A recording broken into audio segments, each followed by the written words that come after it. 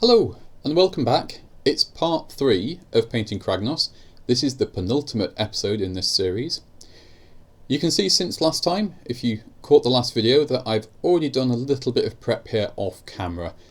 That's down to drying times and the fact that painting base coats and putting wash on when they're these base coats and washes just isn't really that interesting.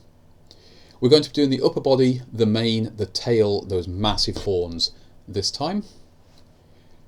The base was Rhinox hide and I did that over everything that we're going to be painting today because that's the foundation colour we're using, and then it's a wash of good old Nuln Oil which just works on pretty much everything you put it on. First step, thin that Rhinox hide down a little bit. It's quite a thick paint usually, and basically go over everything.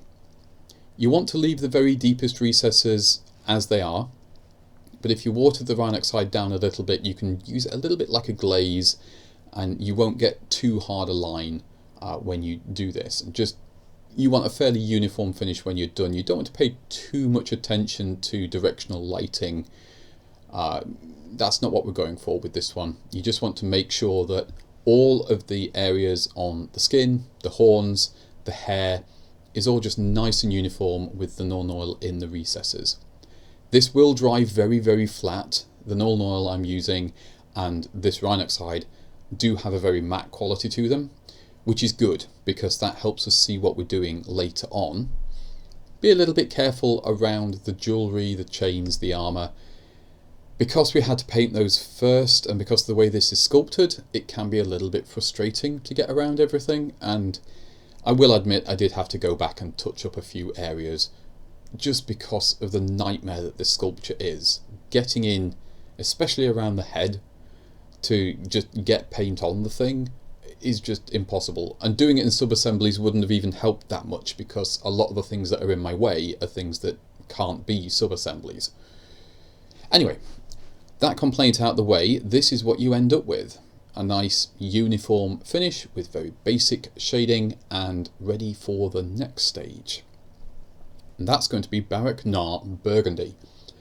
This is quite a nice reddish purple, a burgundy obviously, and this should give some warmth into the skin tone because the Rhinox hide is fairly desaturated.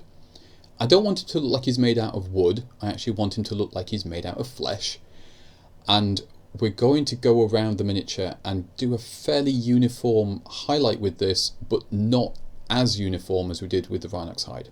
So we're covering less surface. We're also only doing the skin tones here. There's no point doing this on the others because this is only for the skin tone. And this will give us a little bit of a undertone of warmth and vitality to the skin for the next stage. There you go, you can see how that looks roughly. And that's going to be Doombull Brown. This is a much redder colour, almost orange. This will help both make the skin tone look, well, more realistic and less flat, and it will help tie in with those other red elements that we've got on the model so far, so make it look like a unified whole. Because this is a thinner paint, I can use it a bit more like a glaze, and I can do some moderate wet blending actually on the miniature as I work with it. I am paying more attention to where the light hits the model to put this one on than I did with the burgundy, because this is more definitely a highlight. You can see on the left hand side there we've got the Doombull applied over the purple, and on the right hand side there we haven't. And you can see just how much richer and how much more depth ends up being put in with this colour. You'll probably find you have to go back and do a couple of coats. Again, we're looking at a big colour difference from that dark Rhinox hide up to the Doombull. And now we're going to go even brighter with some Cadian flesh tone. Made a minor mistake. I started off with Cadian flesh tone on its own to pick out some of the veins on his arms, and it was too pale. And I realised fairly quickly that I was going to have to do something about that.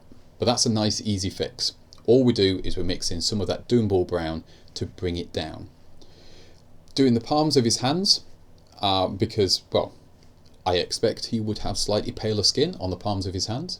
And then I'm going around and I'm picking out, first of all, the veins and the scars before I do the highlighting on the body itself. I'm not using a lot of this paint, and I'm gradually adding more Cadian flesh tone as I go, and wet blending and glazing, and just sort of, it's down to experience a little bit, but you play about with the quantity of paint on the model rather than trying to find an exact colour, and then you sort of move it around with a wet paintbrush or with a slightly different colour on the model until you get the finish that you want. Again, you just add a little bit, get sort of the look you want, let it dry and come back if you have to. On areas like this on his neck and shoulder, it's very visible, so you want to make sure that you've taken enough time to get the look that you want. You can go a lot further than I'm going. I want to have more of a sort of high fantasy book cover look to him, rather than the super polished heavy metal finish that you see. So I've not gone crazy on defining every single fold and crease. I don't think that would be beneficial to what I'm building here. The other thing is, you've got to be careful when you use this final highlight that you don't push it too far, because you'll change that skin tone. I want to keep his skin tone very dark, because that's going to contrast with everything else and give me the look that I want. The one exception is his face. Because there's a lot of detail going on there, I can be quite heavy with the highlights on his face, because a lot of the dark skin tone is going to stay in those recesses. Also, his face is a very focal point when you look at the model, so you want to see sort of an exaggeration of detail there that you wouldn't see elsewhere. His eyes have been given a base coat of Cadian flesh tone, and now I'm just going around the edge with a tiny bit of the Baroque burgundy just to bring them down into size a little bit. I want these eyes to look quite sunken and dark. I don't want to make them look like human eyes. He's a mystical, magical creature, so I want him to have mystical, magical face stuff. For the horns and the plethora of spiky bits that are in the way everywhere, Cadian flesh tone again. We're using that technique from video 2, where it's halfway between an edge highlight and a dry brush, and it's quite messy and gives a very rough texture. Here you go, a bit of a look at the skin tones and where we are with this first stage on the horns. I'm quite happy with this so far. For lupus pink contrast, I've put this on the eyes and in the mouth because I didn't feel like there was enough of the purple showing through. And now we're using Screaming Skull. I'll come back to those eyes and teeth in a minute, but first, while that contrast dries, we're going to go over all of the spiky bits again with the Screaming Skull, quite rough again, because I want this to read visually as a rough texture, as if, you know, if he was a painting, you maybe used a very stiff bristled brush, or maybe even a palette to make some impasto on your painting with your oil paints. That's sort of like the idea in my head. The sculpture itself is very smooth, even though he's quite a rough and rugged looking character. All the details on him are very smooth, very sort of digital looking, and I wanted to go away from that. I wanted to make him look rough, almost like he was like one of the old metal miniatures. Now for the eyes, Screaming Skull again, and I'm just using the tiniest dot on the highlight on the eyes, and that gives them the sort of gimlet quality of being deep set, and you can't really see any detail in there. It's just, yeah, that's just what I wanted here. Evil Sun Scarlet, nice bright red, and we're just going over all the hairy bits. Beard, mane, tail. I've already done his belly fluff, but I drifted off camera as I was recording. To get the look I'm after, I'm not just going to edge highlight evenly all over the hair. I'm actually going to go very heavy on the ends of the hair that flows out. This isn't realistic, but it does work for the look I'm going for here. It helps emphasize the idea that this is very thick, very red hair, but that it's maybe a bit grubby, that he's maybe a bit magical, so it has a bit of a shimmer in the movement. And you go over a few times to get the depth of colour that you need, and you end up with something a bit like this, and then we highlight, as before, with Cadian flesh tone. Straightforward, ordinary edge highlighting here. Be fairly light on it. You can always add more, it's harder to take away, remember. And we just pick out the areas that we want until we get the look that we're after. KDM flesh tone is great. It stops the red shifting orange or pink, and for this particular model it helps keep everything in those sort of brown earthy tones, which is where I want to keep things. And he ends up looking a little something like this. The skin tone I'm really pleased with. I like just this simple approach with the red hair, especially against all the other details. Now for an experiment. I want to use this black static grass, but I'm not using it on the base. We're going to apply it with a little bit of glue, watered down on the palette. And one of the problems I have is this model's very clean, and I want to add some roughness, some coarseness to it. And I thought, well, what if I just make him even hairier than he already is?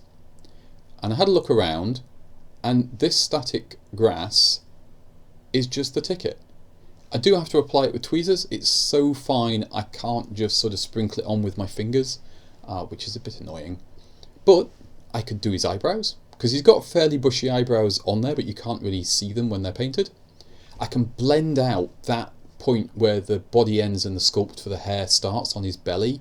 Same with the beard as well. I did that on his face, a little bit on his chest, and it worked really, really well. It's hard to see on camera because it's black on very nearly black skin tone, but you'll see it a bit better on the spine here, because I didn't like how smooth that was all looking. And he's got the mane, it runs all the way down to that tuft. For the tail, it just works. I'm just really happy with it. I can see myself using that again in the future.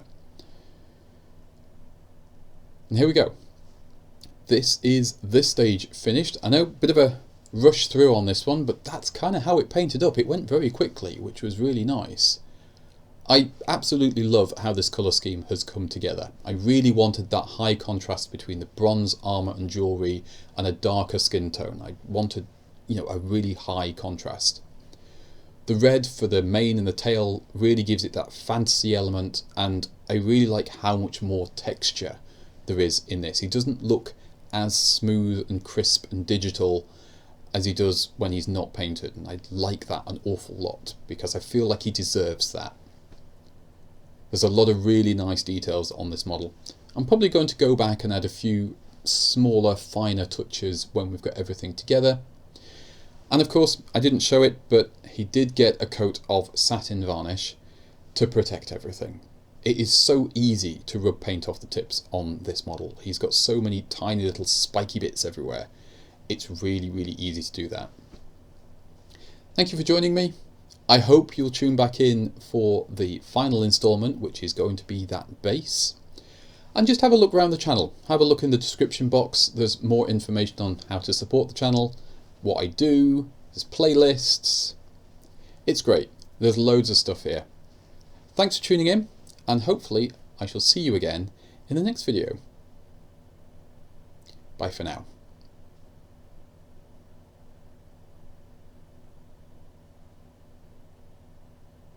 Oh, you're still here? Well, click on one of these suggested videos on here or subscribe. That'd be really, really good, because I'd really like to hit 500 subscribers this year. That'd be really great. Who knows? Maybe I'll manage it. Right, I'm off. Bye.